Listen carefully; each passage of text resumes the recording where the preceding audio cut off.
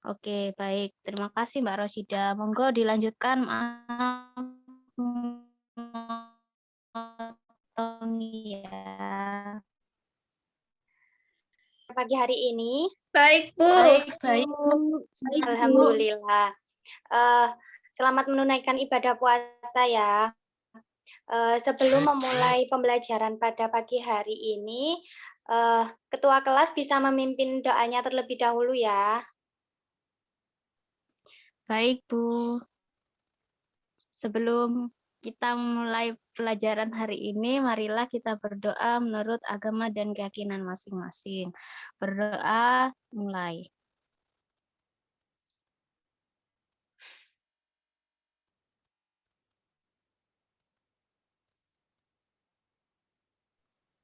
Berdoa selesai. Nah, di pagi yang cerah ini, saya mau tanya terlebih dahulu, apa ada yang tidak masuk hari ini? Tidak ada, Bu. Alhamdulillah ya, masuk semua. Nah, pada pertemuan hari ini kita itu akan melanjutkan materi sebelumnya. Nah, materi sebelumnya itu apa ada yang ingat materi apa di pertemuan ketiga? Virus, apa keanekaragaman hayati, atau tentang teknik laboratorium? Mungkin? Keanekaragaman hayati, Bu. Ya, ada yang mau mereview sedikit mungkin? Saya, Bu. Ya, boleh. Siapa ini? Mbak Dita. Silahkan. Iya, Bu Arin, terima kasih. Jadi di minggu kemarin itu belajar tentang keanekaragaman, itu ada 3 tingkat, tingkat gen, tingkat jenis atau spesies, dan tingkat ekosistem, Bu. Gitu. Ya, betul sekali. Nah, pada pertemuan kali ini itu kita akan membahas mengenai Archaebacteria dan Eubacteria. Sebelumnya, saya izin ya untuk share screen.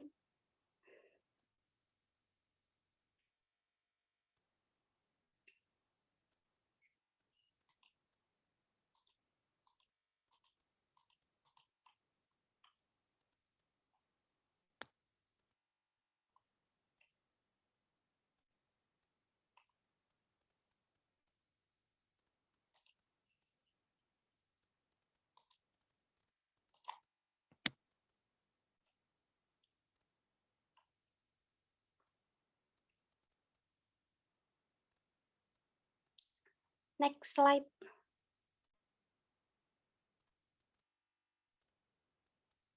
Nah, jadi pada pertemuan kali ini kita itu akan membahas mengenai Archaebacteria dan Eubacteria. Nah, kompetensi dasarnya yaitu menjelaskan ciri-ciri, struktur, cara hidup, reproduksi, dan peran bakteri dalam kehidupan. Dengan tujuan pembelajaran, siswa itu dapat memahami ciri-ciri, struktur, cara hidup, reproduksi, dan peran bakteri dalam kehidupan sehari-hari. Next. Nah, kalian tahu ini apa? Tahu, Bu. Tahu, Bu. Ya, itu apa? Cuka. Ada keju. Ada cuka, Ya. ada koko. Nah, betul sekali ya, itu ada keju, nata de coco, sama asam cuka. Nah, kira-kira ketiga makanan ini itu bagaimana bisa terbentuk? Mungkin salah satu dari anak-anak ada yang bisa menjelaskan?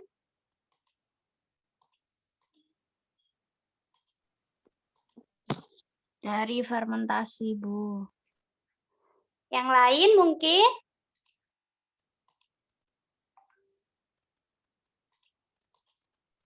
Sama, Bu. Dari fermentasi, Bu.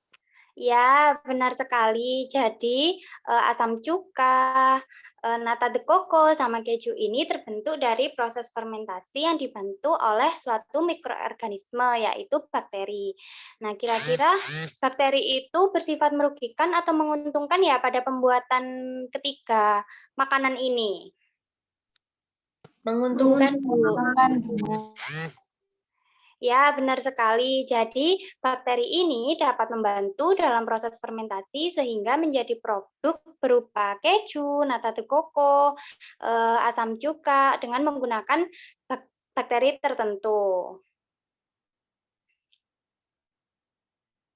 Kira-kira apa ada yang tahu ya bakteri yang digunakan apa? Belum, Bu. Belum ya? Kita bahas bareng-bareng ya hari ini. Next. Nah, pembahasan yang pertama yaitu ada ciri-ciri Archaebacteria dan Eubacteria. Yang pertama, Archaebacteria. Nah, ciri-cirinya yang pertama, susunan tubuhnya sangat sederhana. Dinding sel tidak tersusun atas peptidoglikan. Yang kedua, habitat pada lingkungan ekstrim yang tidak semua organisme itu mampu bertahan hidup di sana. Yang ketiga, terdiri atas satu sel yang hidup berkoloni atau berupa filamen yang berukuran kecil. Selanjutnya, untuk ciri-ciri Eubacteria ada 4. Yang pertama, mikroorganisme memiliki ukuran rata-rata panjang 2-3 μm dengan lebar 1-2 μm dan diameter 1 mikron. Yang kedua, memiliki sifat uniseluler, yaitu hidup secara sendiri-sendiri ataupun berkelompok atau koloni. Yang ketiga, bentuk sel itu relatif tetap karena dinding sel tersusun atas peptidoglikan. Yang keempat, struktur tubuh tersusun atas kapsul, dinding sel, membran plasma, sitoplasma, DNA, lisosom, ribosom, dan plasmid. Next. Nah, ini merupakan struktur sel bakteri ya. Ada DNA, ribosom, plasmid, dan yang lain-lain. Mungkin salah satu dari kalian ada yang bisa menjelaskan tentang struktur sel bakteri ini serta fungsinya?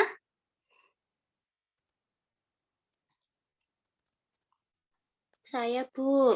Ya, boleh. Saya mau menjelaskan yang DNA. Jadi, kalau DNA itu materi genetik dari si organisme itu. Kemudian saya juga mau menjelaskan yang flagel. Flagel itu apa benar ya, Bu, itu sebagai alat pergerakan dari si sel bakterinya? Gitu, Bu. Iya, benar sekali. Flagel itu merupakan alat gerak yang digunakan oleh bakteri. Jadi, kan di sini ada banyak ya, ada DNA, ribosom, plasmid, dan yang lain-lain. Nah, jadi struktur sel yang pertama itu ada dinding sel. Nah, dinding sel ini tersusun dari peptidoglikan, yaitu sejenis polisakarida yang berikatan dengan suatu protein. Nah, serupa dengan kapsul, dinding sel ini berfungsi sebagai lapisan pelindung dan juga untuk mempertahankan bentuk sel bakteri. Struktur yang kedua yaitu membran sel atau membran plasma, yang mana membran sel ini tersusun dari fosfolipid dan protein. Nah, sifatnya ini semi permeabel dan berfungsi untuk mengatur keluar masuknya zat ke dalam dan ke keluar sel bakteri. Yang ketiga ada pili. Pili ini merupakan rambut-rambut halus yang tumbuh dari dinding sel. Mirip dengan flagel, akan tetapi ukurannya itu lebih pendek dan bentuknya itu kaku. Nah, pili ini berfungsi untuk membantu perlekatan pada substrat dan penyaluran materi genetik pada saat konjugasi. Yang selanjutnya ada flagel. Benar yang dikatakan oleh Dita ya tadi, flagel itu merupakan alat gerak. Nah, ini berupa bulu cambuk yang terdapat pada dinding sel.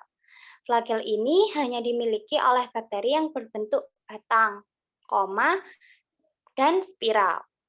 Yang selanjutnya ada ribosom. Ribosom ini merupakan organel kecil yang berfungsi sebagai tempat terjadinya sintesis protein. Yang selanjutnya ada plasmid. Plasmid ini berfungsi dalam rekayasa genetika sebagai vektor yang membawa gen asing yang ingin disisipkan pada bakteri. Yang terakhir ada kapsul. Kapsul ini merupakan lapisan di luar dinding sel pada jenis bakteri tertentu. Bila lapisannya tebal disebut sebagai kapsul, dan bila lapisannya tipis disebut sebagai lapisan lendir. Nah, kapsul dan lapisan lendir ini tersusun atas polisakarida dan air. Sampai sini ada yang ditanyakan mungkin, anak-anak?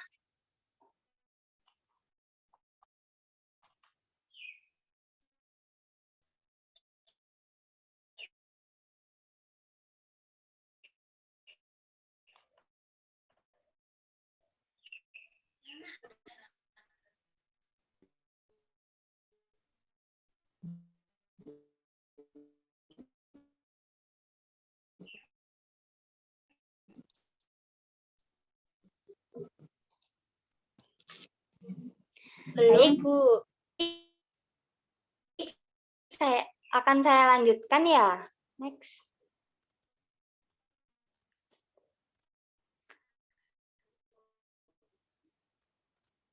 Yang selanjutnya ada yang pertama stream seperti sumber air panas dan ria lalu berdasarkan habitat, yaitu ada metanogen, halofilik, dan termoasidofilik. Yang mana pada metanogen ini metabolisme energi khasnya itu membentuk gas metana dengan cara mereduksi karbon dioksida. Yang kedua, halofilik. Nah, halofilik ini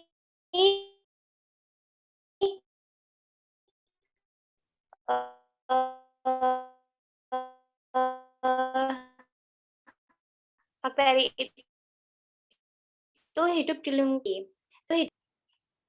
Next. Yang selanjutnya ada reproduksi. Jadi, reproduksi pada Archaebacteria dan Eubacteria ini berbeda. Yang Archaebacteria ini ada 4. Yang pertama ada pembelahan biner, yang kedua pembelahan berganda, yang ketiga pembentukan tunas, dan yang keempat itu fragmentasi. Yang Eubacteria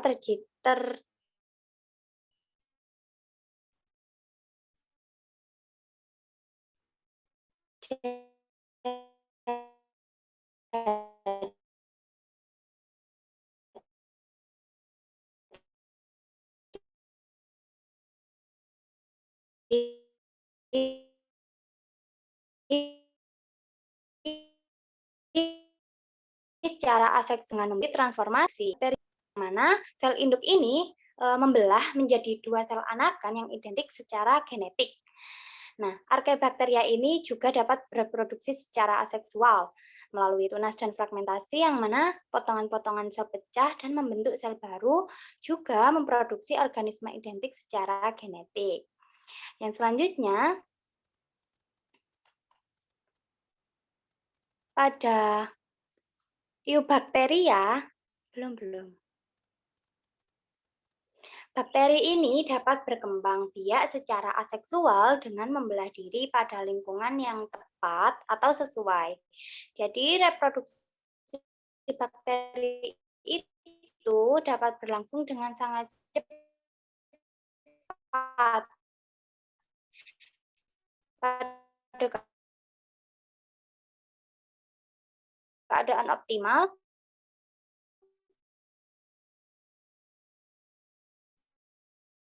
atau reproduksi bakteri yang belum diketahui jenis kelaminnya. Yang terakhir ada transduksi, yang merupakan pemindahan DNA dari sel pemberi ke sel penerima dengan perantara virus. Next.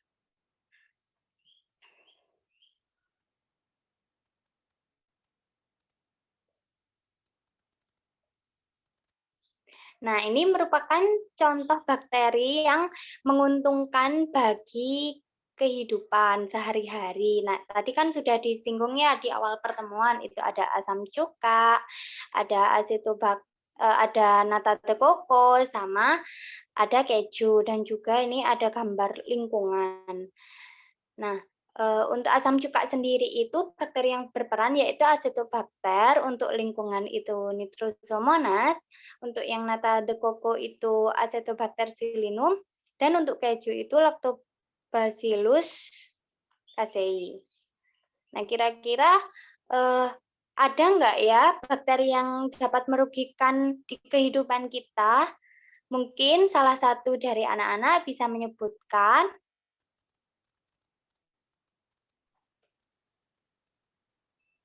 Ada, Bu. Iya, ini siapa ya?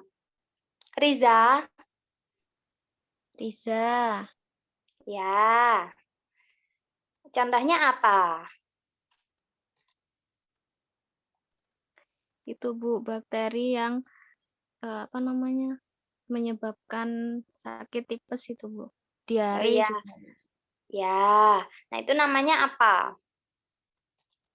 Kalau Mungkin dia sebenarnya kalau yang diare itu kan mungkin E. coli-nya banyak, Bu. Maksudnya itu apa ya? Suatu infeksinya itu terjadi saat jumlah bakterinya itu tidak normal. Melebihi. ya, betul sekali. Jadi, beberapa bakteri itu ada yang dapat merugikan bagi kita, yang dapat menyebabkan penyakit. Mungkin sekian dari Ibu. Apabila ada pertanyaan bisa ditanyakan ya.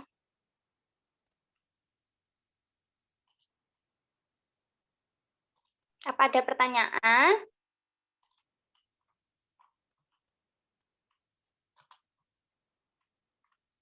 Halo, Sudah, Ibu. cukup.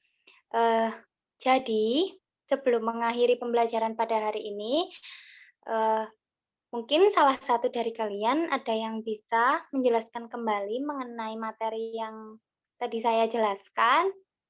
Boleh?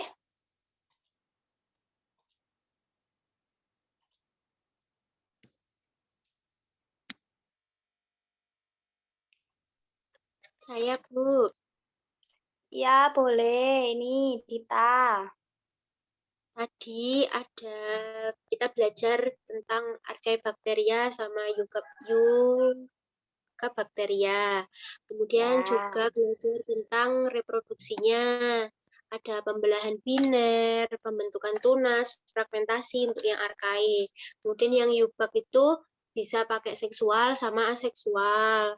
Yang aseksual tadi ada transduksi, konjugasi, terus juga kita belajar tentang bakteri-bakteri yang menguntungkan seperti untuk pembuatan keju, nata de coco, cuka, terus juga tadi ada struktur sel bakteri yang ada DNA, plasmid, flagel, dinding sel, gitu Bu. Wah, lengkap sekali ya. Terima kasih, Dita. Benar ya apa yang dikatakan Dita. Next. Jadi bakteri itu, kita dapat menyimpulkan ya bahwa bakteri itu merupakan kelompok organisme yang tidak memiliki membran inti sel. Nah, organisme ini termasuk ke dalam domain prokariota dan berukuran sangat kecil, sehingga apabila ingin melihatnya harus menggunakan alat bantu berupa mikroskop. Nah, alat bantu ini kan sudah dijelaskan tadi ya, di pertemuan sebelumnya. Nah, bakteri ini memiliki peran yang cukup besar dalam kehidupan. Nah, struktur dan fungsi sel pada bakteri dapat meliputi dinding sel, membran plasma, ribosom, DNA, flagel, plasmid, dan lain-lain yang tadi sudah dijelaskan sama Dita. Nah, seperti organisme yang lain, bakteri ini membutuhkan makanan agar dapat bertahan hidup, tumbuh, dan berkembang dengan baik. Nah, bakteri ini memperoleh makanan dengan cara yang beragam dan juga membutuhkan energi dari hasil perombakan makanan tersebut.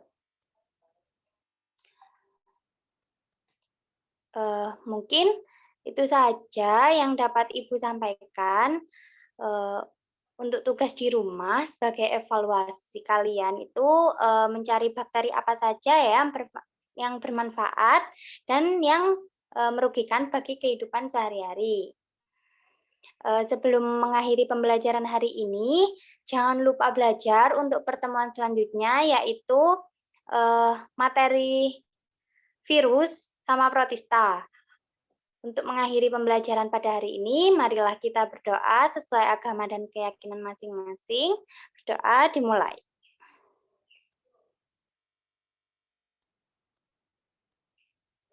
Berdoa dapat diakhiri.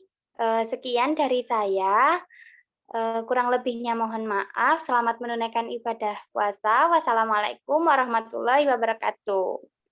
Waalaikumsalam.